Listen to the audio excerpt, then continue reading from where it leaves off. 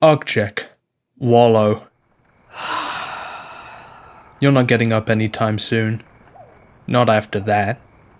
Perhaps it's best we move along. Be the blue guy. Oh? Unfortunately, it seems like this young man is busy at the moment. Not to worry. You see, we aren't allowed to be the blue guy just yet. In fact, it's actually time for us to be this purple girl. Bailing out is not an option. You've already impeded on this troll's parade ground, and now you're stuck here with her. More than you would be if you had been placed in a 1,000-sweep chokehold. Just bring it, you chuckle fucker. Enter name. Enter name? That's one real fucking gag you've got going on. You must have a very active imagination. Better knock that off before you're Nelsoned so fully you won't know if your body has contorted into salted twisty bread or if your limbs have always been this unattached. Your name is Taz. Just Taz. Of course, you do have a longer and more conventional name as per your planet's time-honored six-lettered tradition. You simply refuse to use it for the very justified reason of it fucking sucks. Luckily for you, nicknames are a rather common occurrence given the way that the nursery accouchement golems drop you into the denomination loge to piece together a personal moniker before you have fully developed motor skills.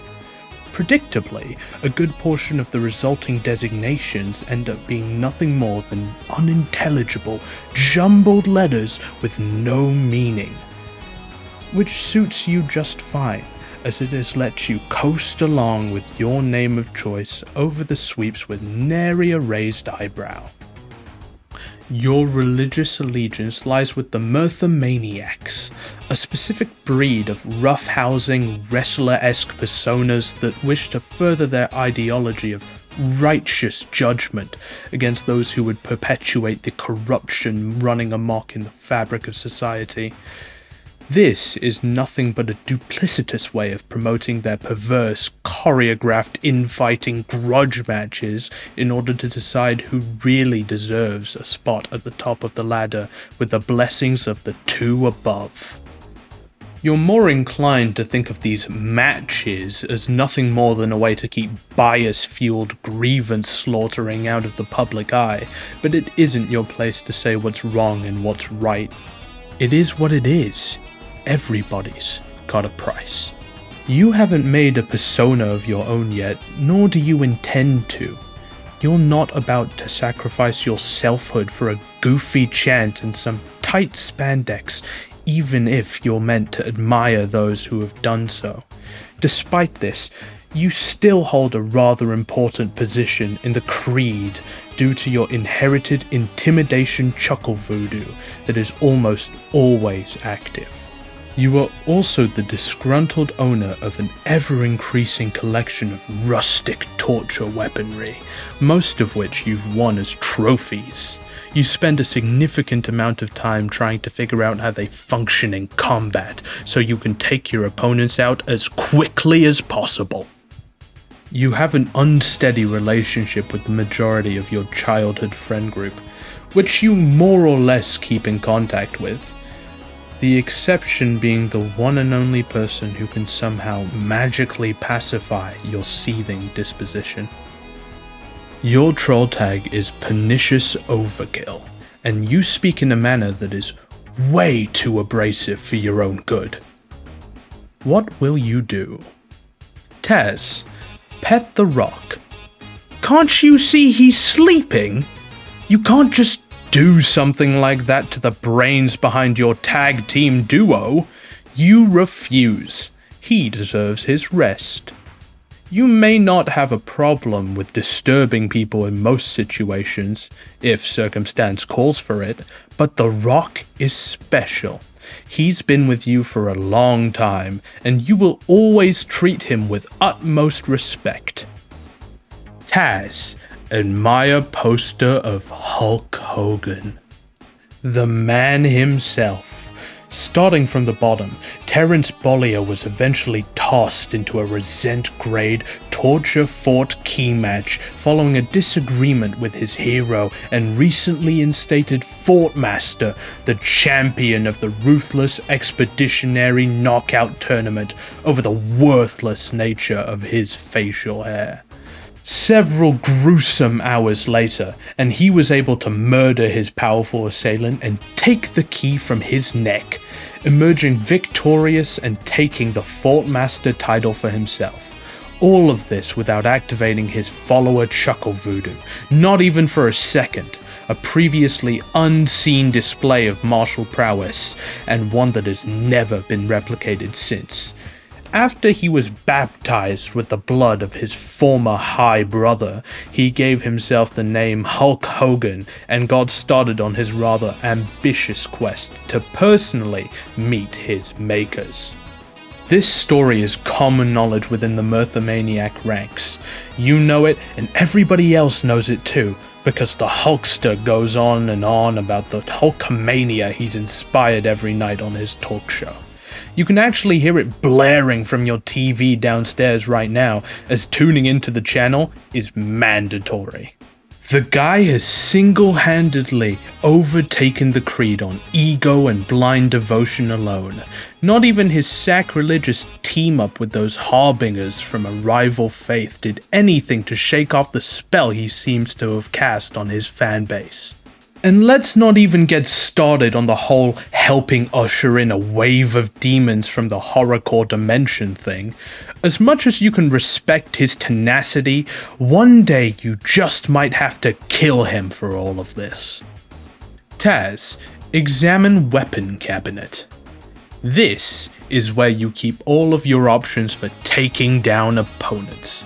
This collection of tools made for bodily destruction and generalized murder fests includes, but is not limited to, 1 longball mace, your preferred weapon, 1 mouth gasher, 1 pair of skin-piercing handcuffs, 1 row of needlepoint gags, 1 torture fork belt, sans the actual torture fork, 1 palm decimator, and the most potent device of them all, 1 Ferocity Weaver.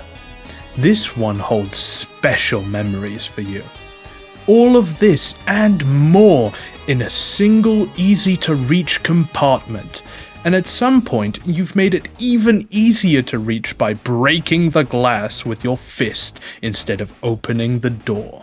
Your younger self was quite the practical visionary. Taz, use Ferocity Weaver.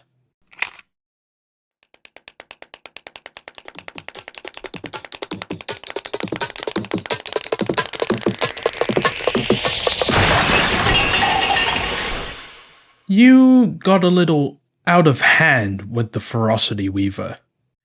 Taz, check damage. This isn't the first time something like this has happened. You have a rather nasty habit of making the same mistakes over and over again against your better judgment. It's kind of your thing. It appears someone from the fodder is trying to message you. Weren't you set to incognizable? You're supposed to not receive messages at all with that setting turned on. It's not like this thing has ever performed its supposed function, and knowing who's talking, he'd probably have found a way to bypass those settings regardless, even if they worked as intended. This guy is one of the better ones. You like him. Taz, answer troll. Unclasped Kahuna, UK, began trolling. Pernicious Overkill, P.O. Hey, what's poppin', clown bounce? Just get yourself tightened up and your dealer's bucked the fuck in, cause shit! Do I got the light to ignite one hell of a fire inside your brain matter? Ready to start going off and you start getting down. Do you really think that it's acceptable to just message me whenever you want? I think it's clear that I have my program on this setting precisely so you cannot do that. And yet you still did. You're lucky I was here to even see this. I was just about to take care of something important and wouldn't have been able to get back to you for a while. What would you have done with yourself then? Cool. So you done now? What? No, I'm not done. Why don't you just fucking wait when you can plainly see that I'm not done? You interrupted me when I did not want or expect to be disturbed. So you are going to deal with the consequences. Okay, so you're done now, and I'm just gonna keep talking cause it's my turn. God fucking alright, I guess. So, I finally completed my life's work here. Sweeps and sweeps of decoding and encrypting and searching for funny looking rocks gave me some goddamn assurance that this actually was a big league choice of action. Also, no offense to rocks by the way, tell the little man what it is for me. Okay.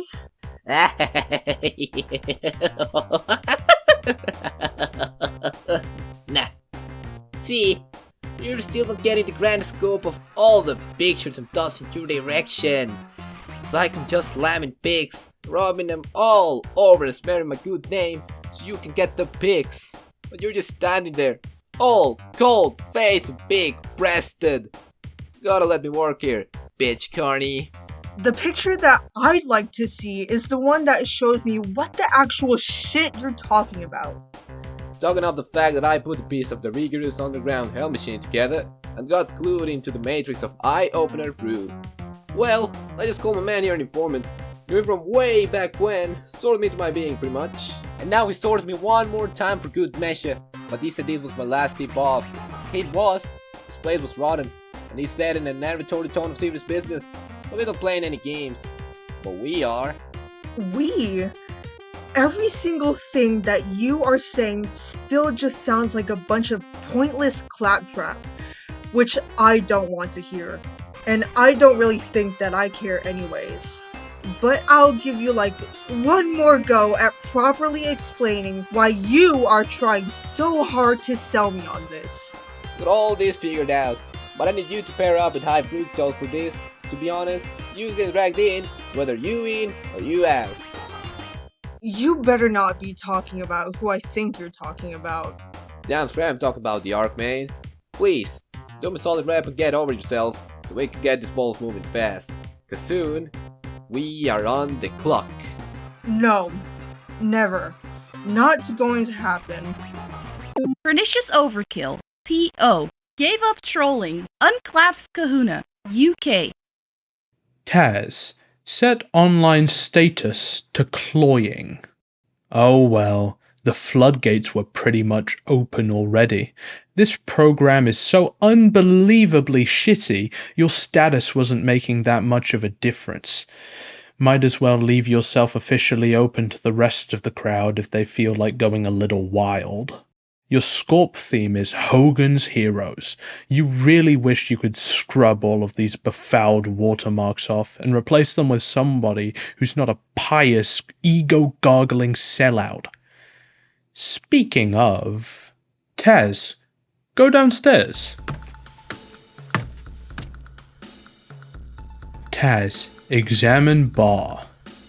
On the counter, you notice 2 unopened bottles of Pinfall Fuel and an Ambrosian meat slab, cooked just the way you like it. Raw. You can't settle in for a nice meal right now, though. You have an appointment, and that appointment consists of laying a mental smackdown in the general direction of a loudly televised, obnoxious, in-group heresy. There you are. Taz, deploy smackdown. Look at you, you filthy, degenerate piece of mad scum. You sold yourself out for the price of absolutely nothing, like some sort of leftover rotten food implement at the discount bin with misguided delusions of grandeur. Disgusting!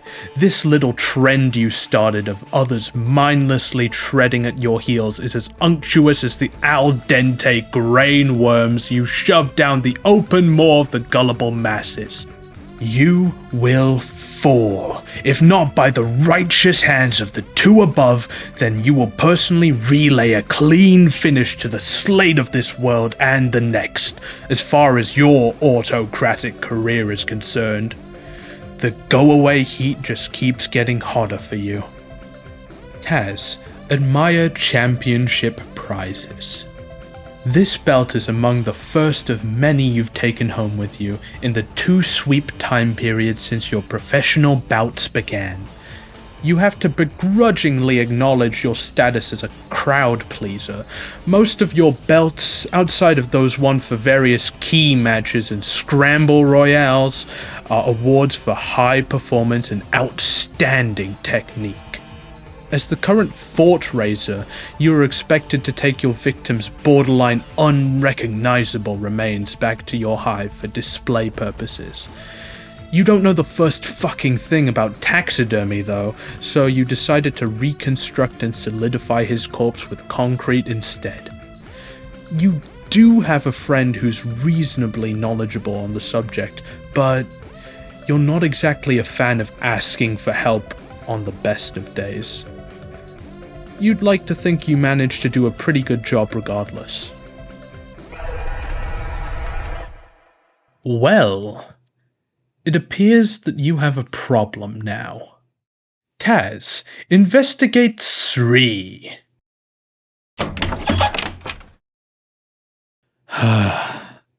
What? Oh, you motherfucker. Your custodian really has the entire dynamic of your relationship ass backwards. She likes to think of herself as the semi-aquatic queen of your hive, yourself, and also the entire planet while she's at it. Everything is her property, including the next match pick you had been stowing away in your fort for later, whenever duty called for the next mandated sacrifice. Poor sucker. You can't help but feel sorry that he wound up down there, and also here in general, with you. At least he looks a lot better than what would have happened once you got your hands on him in the middle of the fighting ring. His carcass didn't even land in the black depths.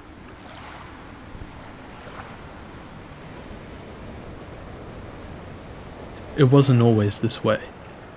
Many centenalia ago, your planet used to boast a caste of aristocrats, whose duties included looking after the state of the oceans.